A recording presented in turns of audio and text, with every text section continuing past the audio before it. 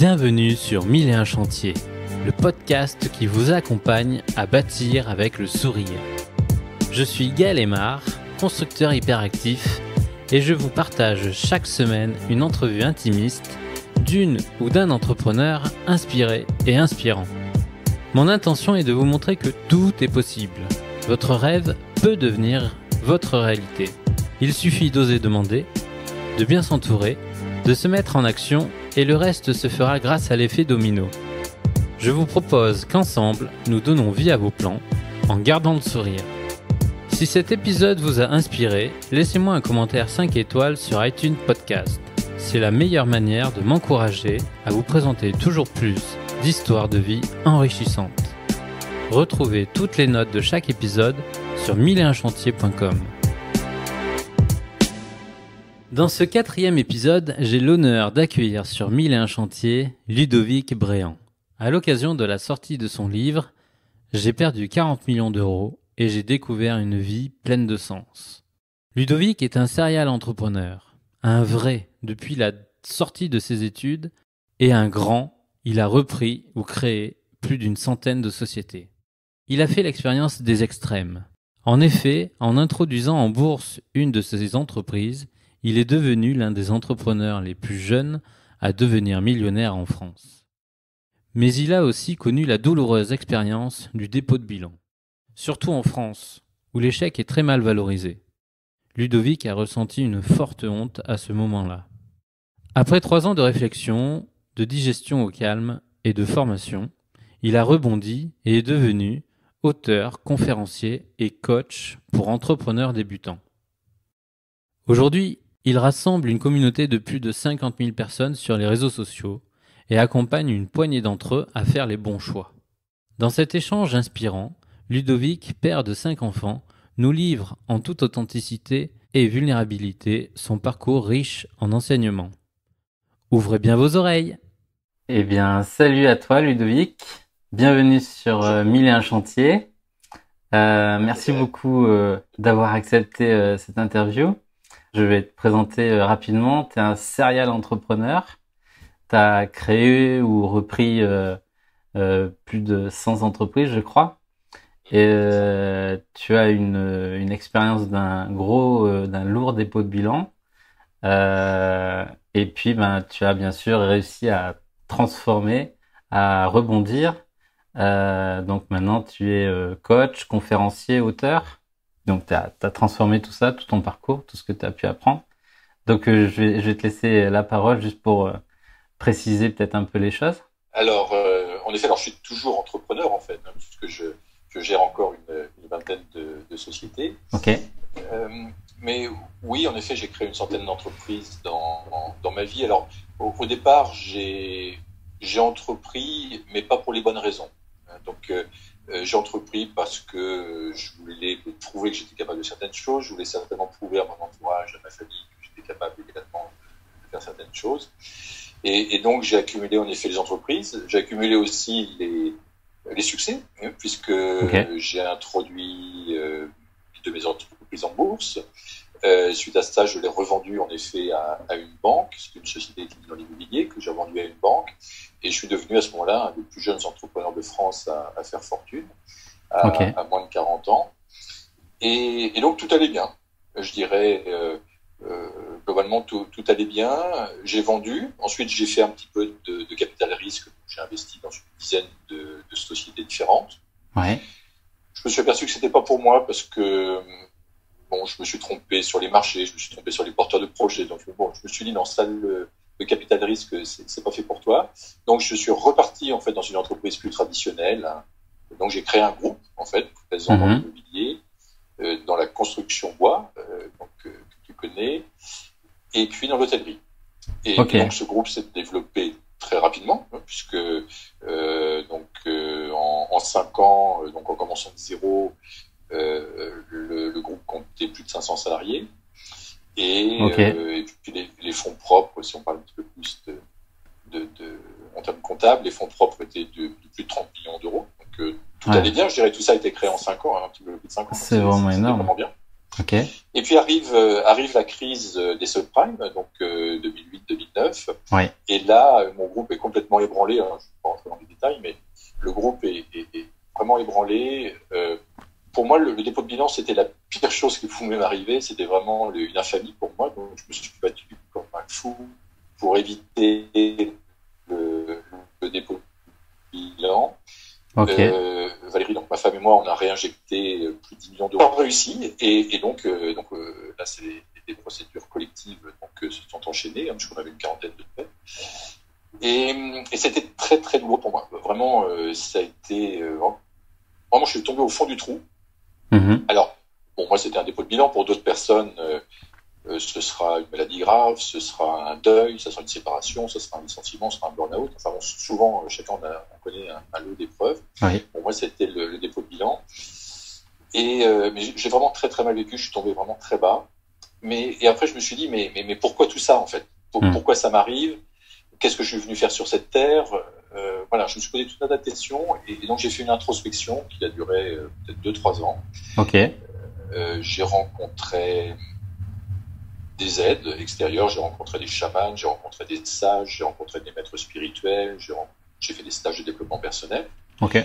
Tout un tas j'ai vraiment cherché à mieux comprendre qui j'étais et comment fonctionnait le monde qui m'entoure.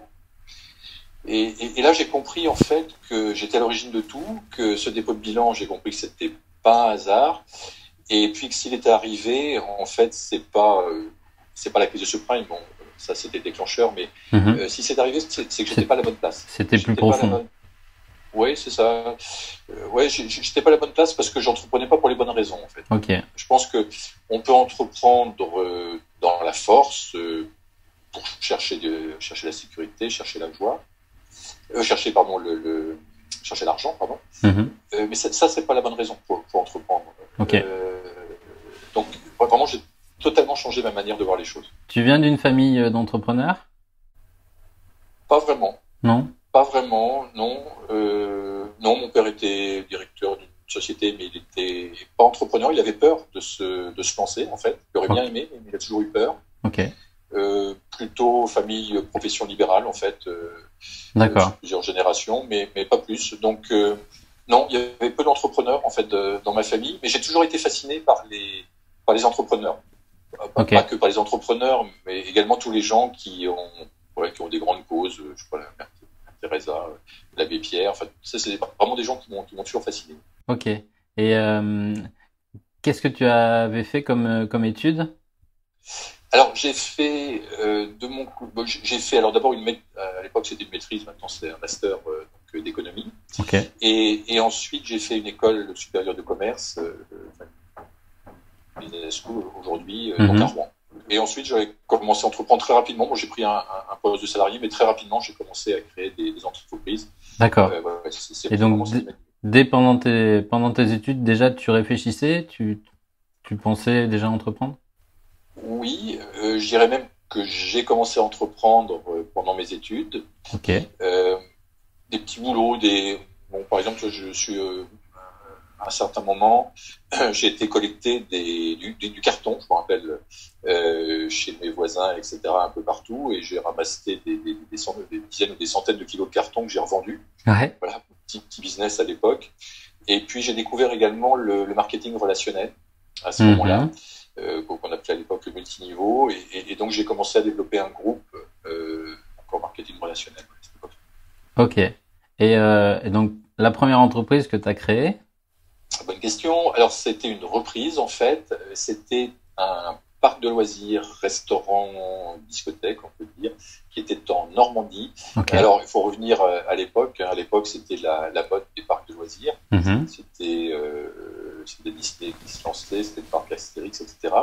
C'était vraiment tendance. Et donc j'ai trouvé un parc de loisirs obsolète. Ok. Qui était sur une dizaine d'hectares, mais qui était vraiment tout pourri, qui fonctionnait mal, et qui était proche du dépôt de bilan, en fait. Et j'ai racheté les parts de la société pour 1 euro. Ok. Ça m'a permis. Il y avait des dettes, hein, donc, mais c'est intéressant ce que tu dis, parce que de temps en temps, je rencontre des personnes qui me disent « Oui, mais moi, j'ai pas d'argent, je peux pas entreprendre. » Non, il y a des solutions. Il y a toujours des solutions. Et là, la solution que j'ai trouvée, c'était de racheter cette société qui valait rien, mais qui avait des dettes. Je l'ai racheté pour 1 euro. Et ensuite, bien, j'ai appliqué des techniques plus modernes, je dirais, de marketing à cette activité obsolète et j'ai redressé. C'est comme ça que j'ai démarré. Très vite, il a fallu que tu t'entoures de partenaires financiers. Tu t'es associé? Non, Non. Comment t'as fait? Non. Parce que souvent, on dit effectivement des choses. Ok. Souvent, on dit qu'il faut de l'argent, mais peut-être encore plus quand on reprend une entreprise. Oui, mais là, j'en avais pas. Donc, Ok. j'ai fait avec. C'est mieux, hein, c'est toujours mieux d'avoir un matelas de trésorerie. Mais là, moi, je sortais de mes études, en fait, j'avais pas d'argent. Donc, simplement, j'ai fait un petit emprunt bancaire, en effet, pour financer des travaux. Ok. Uniquement pour financer les travaux. Et le reste, c'était du bon sens, c'était appliquer du bon sens, c'était appliquer des techniques plus modernes de marketing. Et ça m'a permis de redresser la ferme, de progressivement donc, générer de la trésorerie. Et 1 an après, ou un an et demi après avoir repris cette entreprise, j'en ai repris une deuxième, un petit peu dans du même type, 80 km plus loin. Et j'ai refait la même chose.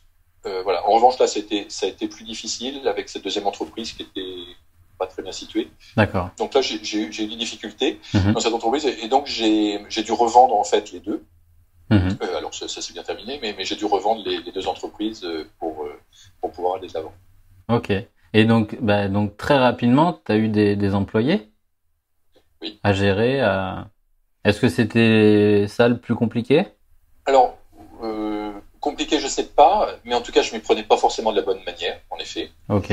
Parce que c'est pas quelque chose qu'on nous apprend à l'école. En fait, même dans les grandes écoles de gestion de commerce, on nous apprend pas le management. Et en fait, on s'aperçoit que c'est l'essentiel. Hein, c'est une bonne question ce que tu évoques, parce que c'est l'essentiel pour faire tourner une entreprise. Et j'étais tout jeune, donc.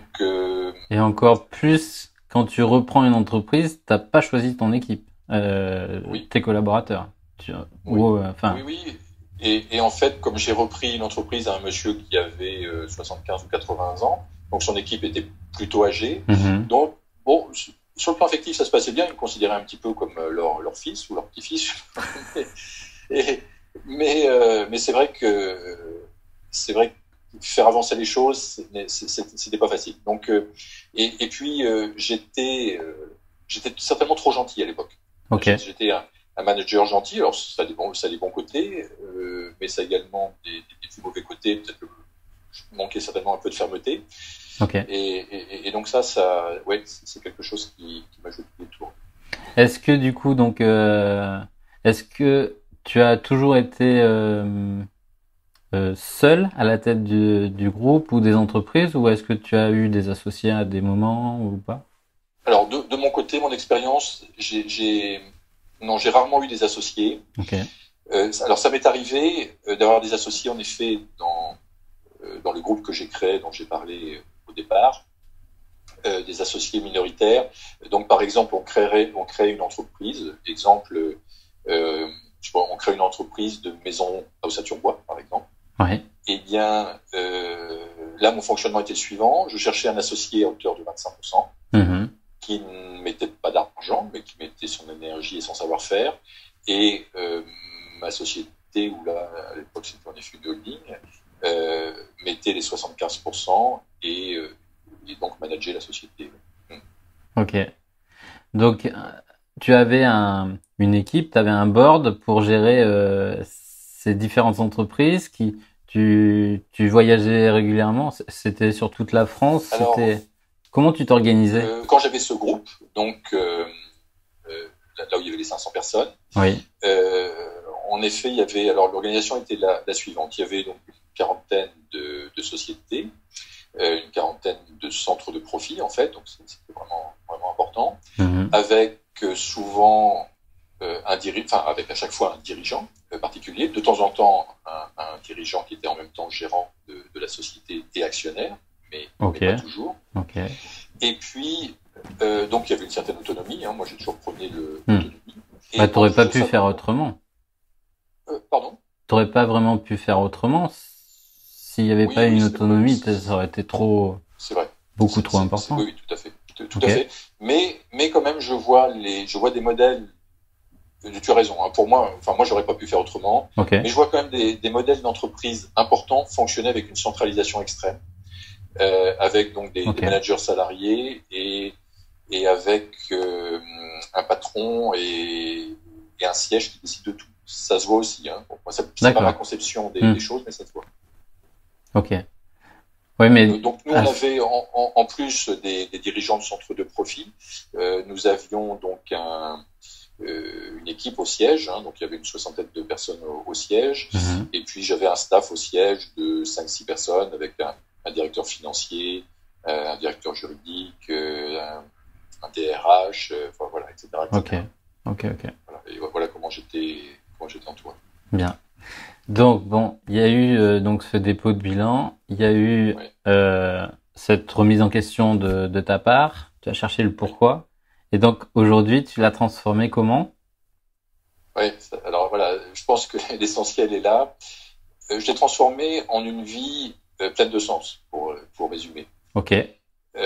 C'est-à-dire que je vivais à 200 à l'heure, je vivais bien, hein, je vivais très bien, mais rapidement, sans prendre le temps de profiter de la vie, de profiter des petits moments en famille, des petits moments tout seul, même dans la nature ou autre. Hein, c'était toujours à 200 à l'heure.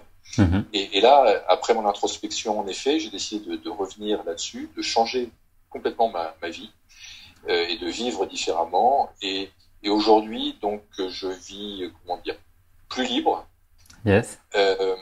avec moins de pression, même si de temps en temps j'ai tendance à déraper. C'est le cas en ce moment où j'ai beaucoup d'activités en même temps, j'ai un petit peu tendance à déraper.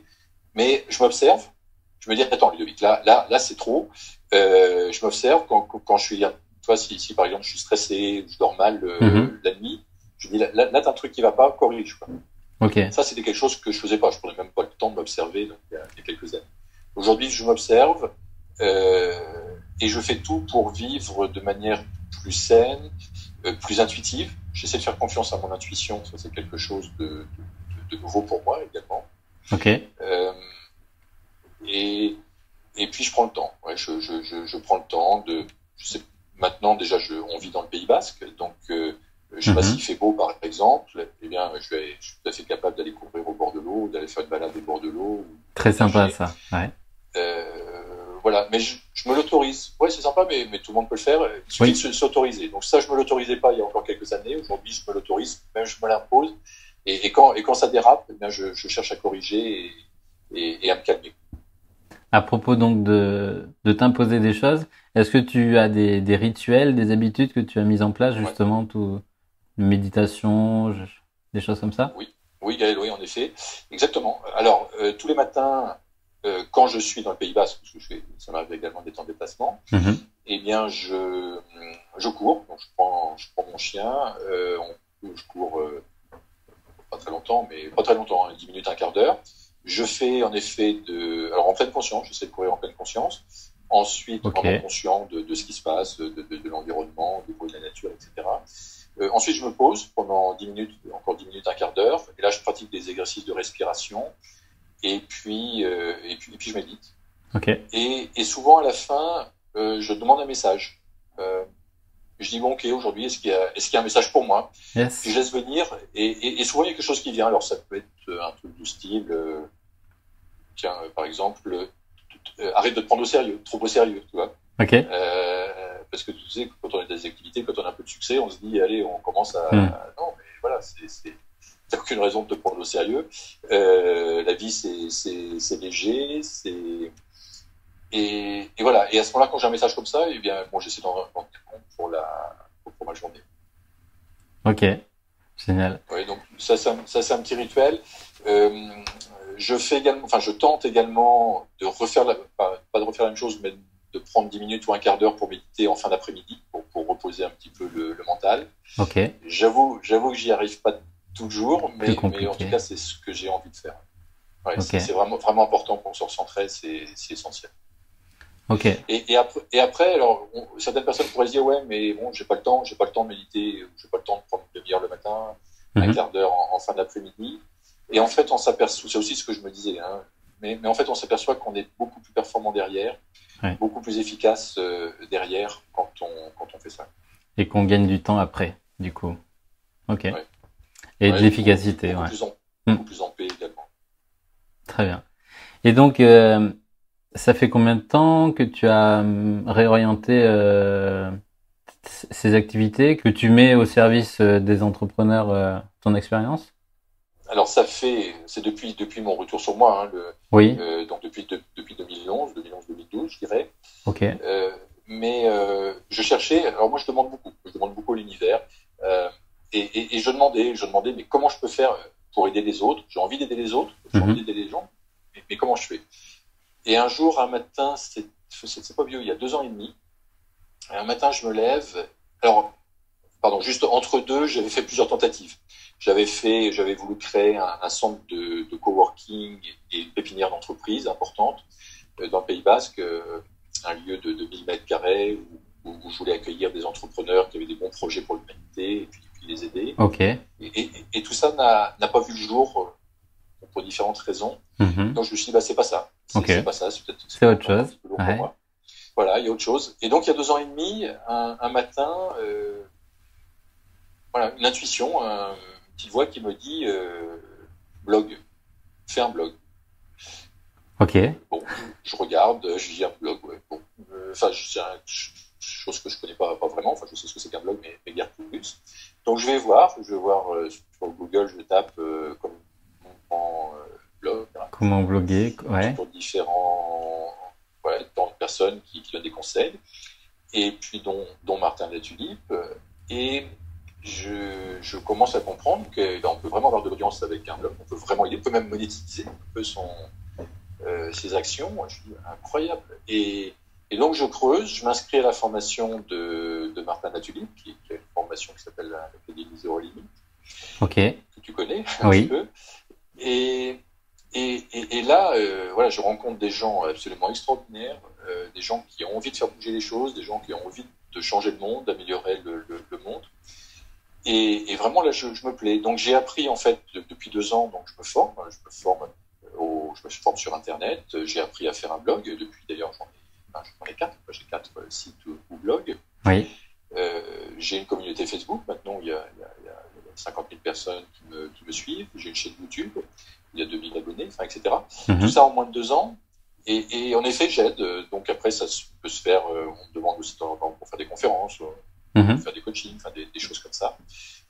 Donc voilà une partie de ma vie aujourd'hui, parce que je continue aussi mon ancienne vie de chef d'entreprise plus traditionnel, je dirais, où je gère encore une vingtaine de sociétés. Ok. Et donc, prochainement, tu vas sortir un livre, ton livre? Oui. Donc ça, c'est une question de semaine, c'est ça? Tout à fait. Il sort le 26 avril. Génial. Ok. C'est exactement ça, Gaël. Il sort le 26 avril et il s'appelle J'ai perdu 40 millions d'euros et j'ai découvert une vie pleine de sens. C'est un petit peu ce que j'ai expliqué avant. Mais là, c'est un petit peu. Alors, tout est vrai dans ce livre, mais c'est présenté sous forme de roman autobiographique, avec de nombreuses clés de développement personnel, de nombreuses clés pour aider les personnes à évoluer, et puis dire aux personnes aussi qui connaissent une épreuve, qui sont peut-être aujourd'hui au fond du trou comme j'étais il y a quelques années, dire que tout n'est pas perdu, loin de là, et en effet on peut rebondir, comme je disais au départ, on peut rebondir vers une vie différente, vers une vie pleine de sens. Ok. Donc voilà le message du livre. C'est pareil, c'est l'univers qui t'a un moment dit écris un livre, témoigne. Alors, si tu veux tout savoir, c'est étonnant encore. J'étais à un stage de développement personnel il y a 4 ans. Ok. Et à ce stage, donc on avait des repas ensemble, et je suis assis, on est une quinzaine, et ce soir-là, je suis assis à côté d'une médium. Ok. Et puis, elle me parle et tout, et puis elle me dit, Ludovic, tu vas écrire un livre. Je dis non. Non, ça, je dis non, je pense pas. Elle me dit, je t'assure, tu vas écrire un livre, je vois ta photo en 4e de couverture, ouais, tu vas écrire un livre. Je dis non, sincèrement, je pense que tu fais erreur, j'aime pas écrire, je suis pas bon, voilà, c'est pas mon truc, quoi. Je suis pas très bon, je suis pas bon pour écrire, j'aime pas ça en plus. Non, non, non, je pense pas, non. Puis voilà, point. Et donc, et pour la petite histoire, donc elle est revenue vers moi il y a 3 jours, je crois. Elle m'a laissé un message sur Messenger en me disant, parce que comme j'ai fait tourner Je te l'avais dit. exactement, exactement, j'ai fait tourner des projets de couverture Oui. sur Facebook, et elle m'a reconnu là, et elle m'a dit, bah, j'avais raison, je te l'avais dit. Ben, je dis, et donc je l'ai remercié parce que consciemment ou inconsciemment, je sais pas, ça m'a ouvert quelque chose, si tu veux, même si je Oui. croyais pas, Mhm. ça m'a ouvert quelque chose, et comme quoi il faut vraiment être ouvert, être ouvert Et donc, comment t'as accepté de te mettre à y travailler, à y songer? Alors pareil, ça s'était fait Petit à petit à petit. petit, donc Mhm. elle a dû ouvrir quelque chose. Après, il y a d'autres personnes qui m'en ont parlé, Ouais. qui m'ont dit, mais attends, témoigne, quoi, t'as quand même un truc, t'as quand même vécu un peu une vie incroyable, et témoigne, parce que ça peut aider d'autres personnes. Et comme j'ai envie d'aider d'autres personnes, j'ai dit, bon, ok, je m'y mets, et donc je m'y suis mis, j'ai pas beaucoup de facilité à écrire, alors je me suis créé une petite discipline, c'est-à-dire chaque jour où j'étais dans le Pays Basque, eh bien, pendant 3 quarts d'heure, le matin, par exemple, entre 9h et 10h, par exemple, j'écrivais. Ok. Et voilà, et bon, je me suis créé cette discipline, et puis au fil des pages, enfin, au fil du temps, dire, les pages se sont écrites, et voilà, le livre sort, donc c'est dans quelques temps. Génial. Et donc, tu l'auto-édites, tu as trouvé un éditeur, comment tu as... Non, non, c'est donc on est un éditeur qui s'appelle Éric Bonnier, que j'ai rencontré également par différentes synchronicités. Et voilà, je ne vais pas dire hasard, parce que je ne crois pas vraiment au hasard, mais en tout cas, il a été mis sur mon Il n'y a chemin. pas de Et hasard, donc, ouais. c'est. Ok. Voilà, ouais, exactement. Et c'est lui qui édite. Voilà, donc, bah, écoute, moi, Génial. je souhaite le meilleur à ce livre. On va voir. En tout cas, s'il peut aider, ça serait super. Est-ce que ça a influencé sa décision, par exemple, de te suivre dans ce projet, le fait que tu aies déjà une communauté, le fait que tu aies déjà un groupe qui te suit? Alors, lui, non. Ok. Alors, il faut savoir que les éditeurs, enfin, j'ai découvert après, mais les éditeurs anglo-saxons ou québécois sont beaucoup plus sensibles à ça que les éditeurs français. On est encore un petit peu en retard là-dessus. Ouais. C'est comme les livres numériques, en fait. Je crois que il y a 30 ou 40 ou 50%, je ne sais plus, de livres qui se vendent en numérique sur le marché anglo-saxon, et il n'y en a que 4% en France. Oui. Ouais, on a vraiment du retard par rapport à ça. Donc non, sincèrement, l'éditeur n'a pas été sensible à ça. Mais en fait, je suis en train de lui montrer que ça fonctionne. Je suis en train de lui enseigner un petit peu les choses, et je pense qu'il va s'en servir maintenant pour d'autres auteurs. Bah, c'est sûr, à mon avis. Moi, je prends l'exemple de Olivier Roland, Oui. qui lui aussi a écrit un livre. Oui. Tout le monde n'a pas eu la chance de rater ses études. Et sa communauté, ben, c'est sûr que ça l'a, je crois, pas influencé aussi comme toi son éditeur, sauf que à plusieurs moments, ça l'a aidé et il l'a montré que c'était vraiment une force. Ok. Exactement. Et donc maintenant, par exemple, donc ta cible d'entrepreneurs que tu aides ou que tu accompagnes, c'est des entrepreneurs débutants, c'est des entrepreneurs qui sont ambitieux, qui ont une grande vision, un gros projet, ou un petit peu tout le monde? C'est large, c'est vraiment large. Je veux pas me limiter. Je préfère toucher quand même beaucoup de personnes. Là où je suis obligé d'être beaucoup plus restrictif, c'est en individuel, parce que bien sûr le montant est très limité. Mm-hmm. Donc je dirais qu'en individuel, c'est vrai que j'ai plutôt aidé des personnes qui ont aujourd'hui des groupes ou qui souhaitent développer un groupe d'entreprise, parce que c'est mon savoir-faire, donc j'ai quelques réflexes là-dessus. Maintenant, au niveau du web, c'est vraiment très très large. C'est même plutôt des personnes qui veulent simplement créer leur activité. Ça peut être même démarrer en auto-entrepreneur. Mais en fait, l'état d'esprit est le même. C'est-à-dire qu'on s'adresse à un capitaine d'industrie ou quelqu'un qui veut créer un groupe avec des milliers et des milliers de personnes, ou quelqu'un qui veut créer son activité en indépendance. C'est un petit peu la même chose. C'est le même état d'esprit quand même. Donc, quelque part, ça se rejoint. Ok. Ouais. Ok.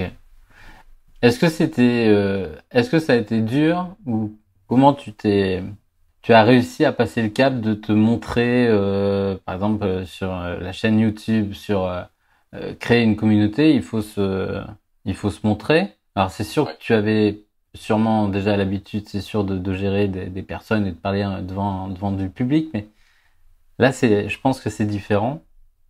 Comment t'as fait pour dépasser? Ouais, c'est une excellente question, Gaël. Non, ça a été très difficile pour moi. Ok. Très, très, très difficile. Donc, au Cercle de Martin, je me vois encore, et ça, c'était il y a un peu plus d'un an. Donc, Mhm. ouais, c'était il y a 14 mois. Où, en fait, Martin, la Tulipe, donc a un cercle d'excellence où il y a une quinzaine de personnes. Un Et donc, on mastermind, était ouais. rassemblés. Oui, c'est un mastermind, Mhm. exactement. Et donc, il nous dit, voilà, exposez, enfin, chacun d'entre vous, vous allez passer les uns après les autres, et vous allez exposer une difficulté, Ok. un défi à surmonter, plutôt. Et moi, j'expose ça, et je dis, mais moi, je me sens incapable de faire une vidéo, il y a 14 mois. Je me sens incapable de faire une vidéo, j'ai peur, j'arrive pas à parler, bon, et puis je parle, voilà, enfin, il y a ces 15 personnes, donc il y a un des participants qui me filme, Ok. et puis qui me dit, semble le dire, hein, Oui, oui. et puis il m'envoie ça après, il me dit, mais tu vois, tu l'as, et voilà ta première vidéo, donc arrête, c'est simple, vas-y. Et donc j'ai dépassé mes peurs, mais vraiment ça n'a pas été facile pour moi. Donc j'y suis allé pas à pas. Ça c'est toujours la technique des petits pas pour moi. Donc première vidéo qui a duré peut-être une minute, Ok. une deuxième, une troisième, une quatrième. Et puis après, j'étais plus à l'aise. Bon, après, il y a eu d'autres freins. Alors ça, c'était les vidéos, mais les vidéos, à la limite, elle est pas bonne, tu la mets à la poubelle. Oui. Après, on m'a dit, ouais, il faut faire des lives. Voilà. Alors là, les lives, ça, c'est plus compliqué, parce que là, si tu dis une connerie, tu peux pas effacer. Là, c'est du direct. C'est du direct. Donc, voilà, je me suis aussi dépassé, pas à pas, et puis voilà, il suffit d'y aller, quoi. Donc oui, j'ai eu peur. En fait, il y a pas vraiment de clé. J'ai eu peur, Mhm. comme quand j'ai fait ma première conférence il y a un peu plus d'un an. Vraiment, j'avais une trouille, mais si j'avais pu partir en courant, je l'aurais fait avant de monter sur scène. Ouais. J'ai dit, attends, t'es là. Donc, ce que j'ai appris par contre, c'est des techniques de respiration. Mhm. Donc, je pratique des techniques de respiration, de pleine conscience pour essayer de me calmer dans ces cas-là. Et puis, j'y vais. Et puis, je lui dis, bah, écoute, tu fais ce que tu peux. Hein. Puis finalement, à chaque fois, ça se passe bien. Et puis étape par Donc, étape, t'arrives. Ok. ouais, je pense que à chaque fois qu'on est sur son axe, à chaque fois eh bien, ça se passe bien. Si vraiment ça bloque, c'est que c'est pas là qu'on doit être. Enfin, moi, je suis très, très sensible à ça. C'est l'histoire que je racontais tout à l'heure de la pépinière et d'incubateur qu'on voulait monter dans le Pays Basque. C'était vraiment un très gros projet, Mhm. très lourd. Mhm. Voilà, bah, c'est pas un projet pour moi parce que c'est lourd. Aujourd'hui, je peux faire une légèreté. Voilà. Oui. Mais chacun, par contre, ça peut correspondre à d'autres personnes. Hein. Tu as déjà donné assez dans le lourd. Ok. C'est ça, exactement. Ok. Et, est-ce que donc tu as des enfants? Ah oui, 5. 5 enfants. Ok. Et donc comment ta famille a réagi dans ce nouveau projet, dans cet alignement et le fait que tu te serves du canal internet, nouvelles technologies pour diffuser ton message?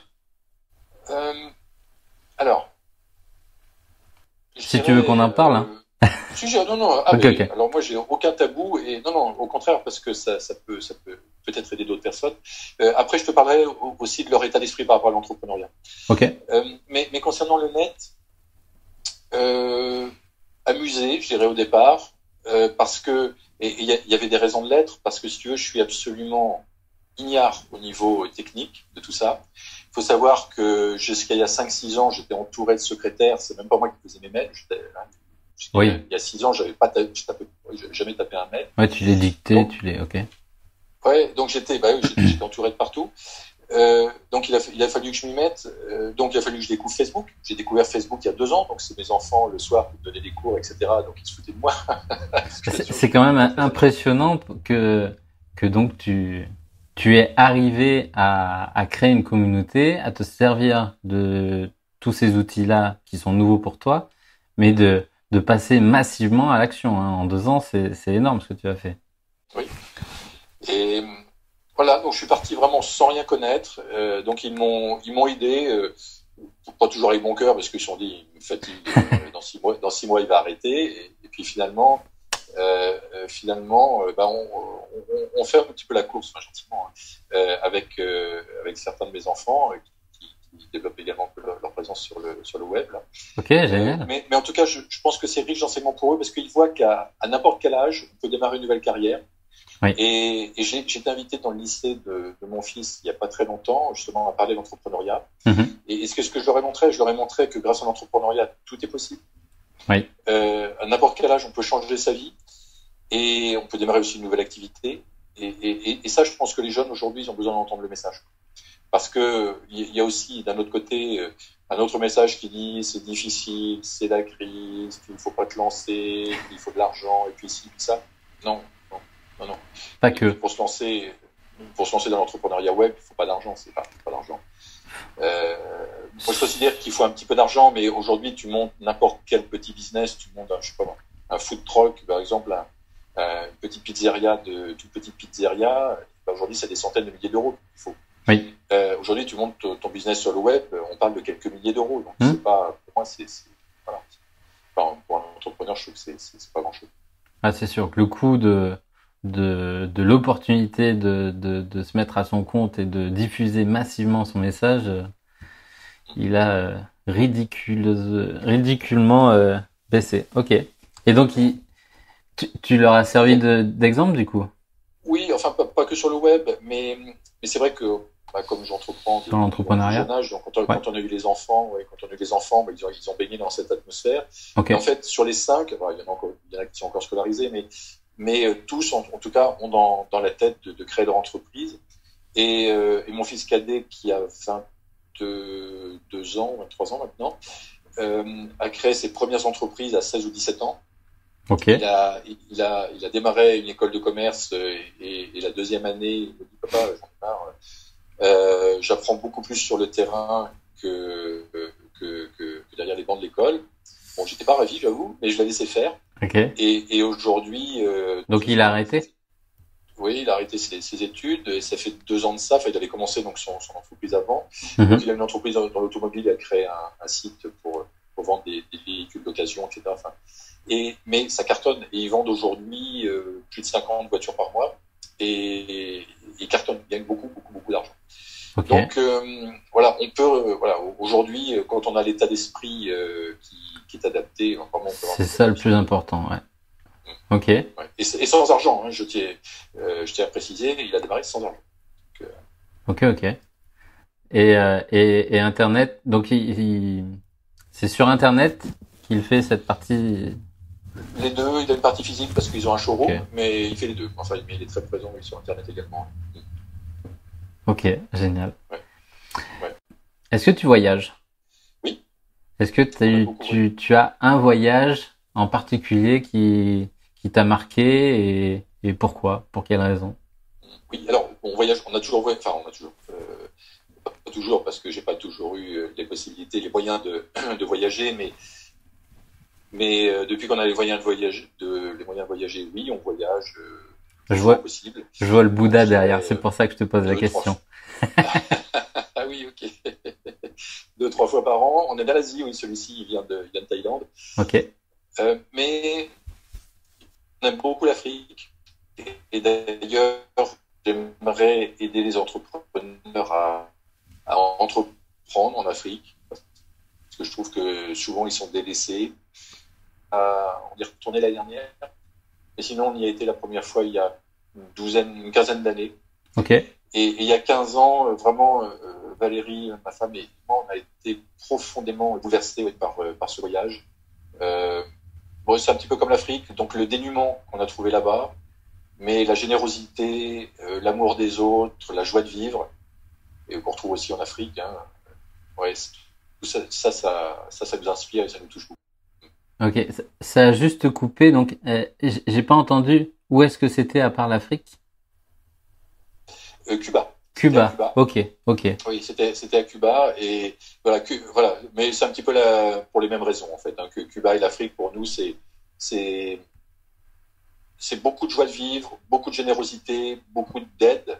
Ok. Et et par contre, pas beaucoup de dénouements aussi. Et donc, on revient encore une fois au sens. Oui, exactement. Ok. C'est exactement ça. Génial. Merci beaucoup. Dernière question. Est-ce que tu aurais une recommandation ou un livre ou un conseil un dernier mot de la fin à partager? Alors, le livre, c'est facile.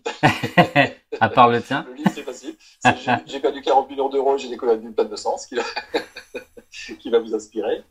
Le conseil, c'est écoutez-vous et respectez-vous. Ok. Ouais. Écoutez-vous et respectez-vous. Ouais. C'est vraiment ça, parce que je vois tellement de personnes qui ne s'écoutent pas, qui écoutent les autres, qui écoutent la famille, qui écoutent leur environnement, qui écoutent la société, qui écoutent le patron, etc. Je pense que se respecter, vraiment aller chercher ce qu'on a au fond de nous et mettre en œuvre ce qu'on a au fond de nous, ouais, c'est ça que j'encourage vraiment à faire. Ok, génial. Et on a tous des choses extraordinaires en nous, vraiment. Ça, c'est sûr. Merci beaucoup. C'était très très inspirant. Je pense que on a plein de petites pépites et de choses sur lesquelles réfléchir et s'appuyer pour monter ces projets aussi. Merci beaucoup, Ludovic. Merci beaucoup à toi, Gaël. Mais merci à toi, c'était une belle interview. Je trouve que tes questions étaient très pertinentes. Et puis, félicitations également à ce que tu fais. Et toi également, tu inspires beaucoup, donc bravo également à toi. Merci beaucoup. Je vais envoyer tout le monde donc sur ton site internet, donc ludovicbréant.com. Voilà, Ludovic, c'est ça. Alors, oui, ludovic-bréant.fr. Ça, c'est vraiment le site de base. Ok. Parce que ludovicbréant.com, c'est pour le livre. Mais voilà, mais en allant sur ludovic-bréant.fr, voilà, il y a tout. C'est Bréant avec un T. Et puis sur ta chaîne YouTube. Et sur la chaîne YouTube, Ludovic Bréant également. Ok. Et la communauté sur Facebook, elle est ouverte. On peut aussi te trouver facilement. Oui, alors il y a une page, qui est très fréquentée, où il y a une communauté assez importante. Et il y a également un groupe, ça c'est tout récent en fait, je viens de créer un groupe qui s'appelle Entrepreneurs Zen. Ok. Et là j'invite en effet des personnes qui nous écoutent à rejoindre ce groupe. Il suffit de taper Entrepreneurs Zen sur Facebook et donc c'est un groupe ouvert, alors bien sûr on laisse les coordonnées et puis ensuite on n'accepte pas les personnes, mais on acceptera. Ok. Et là il y a beaucoup de messages également inspirants. Très bien, génial. Merci beaucoup, Ludovic. À très bientôt. À très bientôt et merci Gaël. Au revoir. 1001 merci d'avoir écouté cette interview. J'espère qu'il vous a plu et inspiré au moins une petite action à faire dès aujourd'hui. Si vous avez envie d'impulser votre projet, rejoignez-moi sur 1001chantier.com et réservez dès maintenant votre session de 30 minutes offerte et discutons ensemble de votre rêve. Abonnez-vous sur votre application favorite, partagez cet épisode autour de vous et laissez-moi un avis 5 étoiles sur iTunes. Ciao et à la semaine prochaine!